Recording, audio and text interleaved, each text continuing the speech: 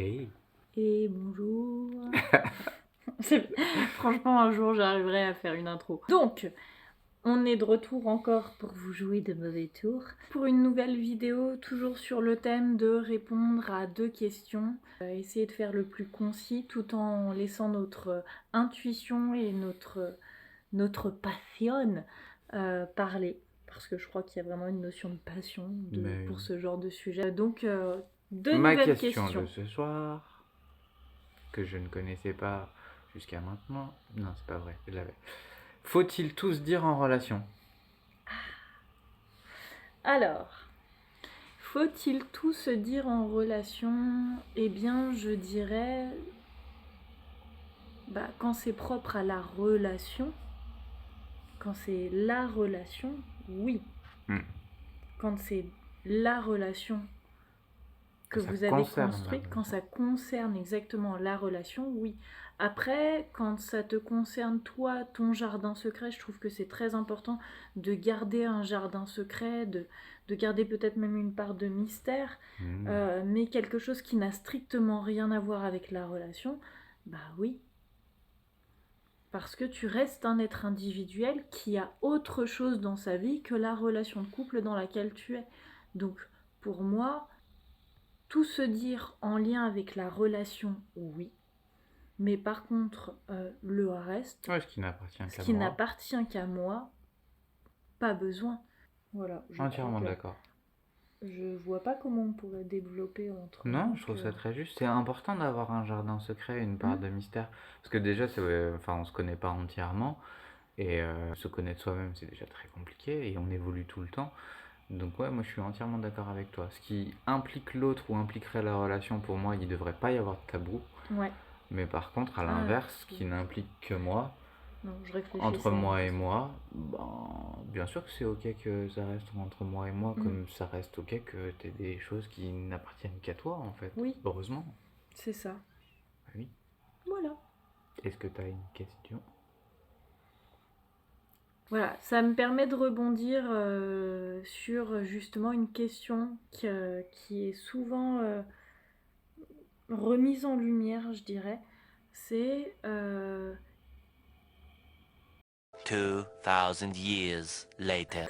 je viens de la perdre. Dory.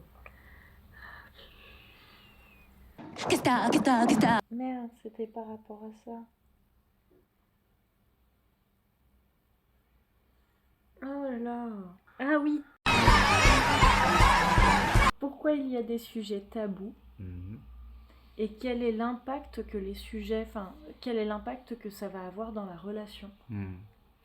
Les sujets tabous, pour moi, ils sont justement les choses avec lesquelles je ne suis pas à l'aise, en fait. Ça va renvoyer aux ombres qui sont à l'intérieur de moi, aux choses que je n'assume pas, en fait. Les parties de moi que je n'assume pas, qui peut-être ont été bridées, brimées, ont été définies, jugées, sur lesquelles j'ai senti de la honte, de l'humiliation, etc. C'est pour ça qu'on retrouve la sexualité. Parce que la sexualité, ça vient toucher des choses qui sont même définies socialement comme honteuses en fonction des hommes, des femmes, etc. L'argent aussi, c'est quelque chose qui va souvent venir jouer en tant que tabou parce qu'il y a des connotations, des hontes, des humiliations, des jugements, des préjugés par rapport à ça. Et tous ces sujets qui sont tabous, en fait, c'est parce que ça va rebondir aussi sur une vidéo qu'on a déjà faite. Je n'ose pas exprimer quelque chose qui pourrait être un désaccord et créer un conflit avec l'autre. Et si le conflit veut dire que je ne peux pas vivre une relation avec elle parce qu'il y aura un conflit, en fait je le cache sous le tapis et j'en parle pas. Non, pas sous le tapis.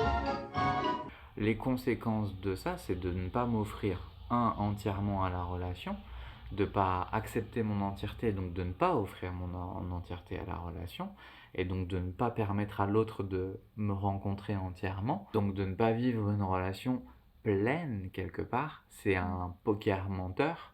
Et puis ces zones d'ombre, tu peux être sûr qu'à un moment donné tu vas te prendre les pieds dedans en fait, et donc tu vas blesser ou être blessé, et si t'oses pas en parler en amont, au moment où tu vas être blessé, c'est encore plus dur d'en parler et ça va souvent créer des malentendus, des réactions de défense, donc d'agressivité, de fuite, etc.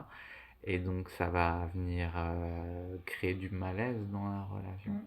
Bah, ça revient un peu sur les choses qu'on avait dites dans des précédentes réponses à des questions, où en fait le tabou devient tellement important dans la relation que finalement il prend toute la place. Exactement. Et il n'y a plus de place pour la relation en elle-même.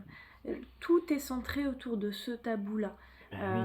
On peut le voir par exemple en effet sur la notion de sexualité, où ce qui est quand même assez dingue, je trouve ça très paradoxal, mais ça m'appartient. La sexualité, c'est quelque chose qu'on ne partage qu'avec la personne avec qui on est en couple. Si la sexualité est un sujet tabou dans votre relation, il y a un léger problème, parce que c'est la seule chose que tu peux partager avec la personne avec qui tu es en couple. C'est quelque chose qui vous appartient pleinement. C'est pas quelque chose que tu vis avec tes amis, c'est pas quelque chose que tu vis avec ta famille, pas avec tes enfants. Dans le Nord, je crois, ils le font. Dans le Nord, tu peux le vivre avec ta famille. Mais voilà, c'est quelque chose que tu vis complètement. Amis nordistes. Pardon. Aïe, ça dérape. Mon cœur va déraper. Non, pas du tout. Si c'est un sujet qui est difficile à avoir dans ta relation, toutes les choses que tu te caches, elles vont prendre un poids parce que tu vas mettre toute ton énergie à les cacher en fait. Exactement. Alors que c'est inconfortable possible, c'est difficile, mais amener ces sujets sur la table et mettre de la lumière, tu vas te rendre compte qu'en le faisant, ça fait du bien en fait, parce que c'est quelque part que tu t'acceptes et que tu donnes l'opportunité à l'autre de t'accepter et ça va enrichir la relation de façon extraordinaire. Donc tu dirais quoi dans le fond que justement quand il y a des sujets tabous, c'est exactement là où il faut aller? Il faut en parler. En ayant conscience que comme c'est difficile, je vais peut-être être plus susceptible, oui. Ouais, on dit comme ça. Je t'ai refilé. C'est ça, je suis dyslexique. Je vais être plus sensible et du coup de faire attention à ne pas prendre personnellement, de se dire, mais même à l'autre, on va avoir un sujet qui est difficile pour moi et même, tu vois, ça va rebondir sur le conflit, d'interrompre la discussion, d'être vérifié que je reste conscient et en maîtrise de ce qui se passe et de pas tomber dans la réaction et l'agressivité, le conflit, la bagarre, Ce etc. qui va rendre le sujet encore plus tabou par la suite et gangréner la relation. C'est ça, de faire en équipe et pas de faire en opposition en fait, parce que ça changera tout. Voilà. Très bien. En souhaitant que ça vous plaise, en espérant encore une fois, et je le répéterai toutes les fois s'il le faut, participez, posez-nous vos questions, parce qu'elles seront certainement différentes des nôtres, et le but c'est que ça vous apporte quelque chose à vous, en plus de nous. Donc voilà, prenez énormément soin de vous. Et surtout, des bisous. D'énormes bisous. Très très